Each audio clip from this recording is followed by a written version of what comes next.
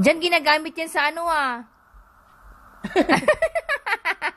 Harang nahuling baboy. Ew. Diyan bagay sa'yo.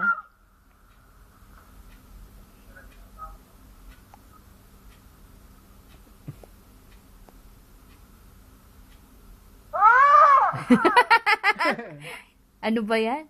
Diyan baka hindi maano yung sumabit yung ano mo, mata mo dyan sa net.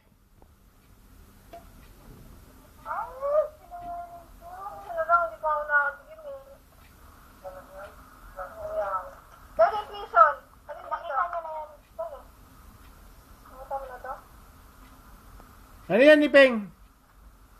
Grades. Ano Pati yan? nga. Tuition. Wag na yan. Yung grades lang. Magkano, Peng? Quarterly? Oo. Ano ba? Quarterly.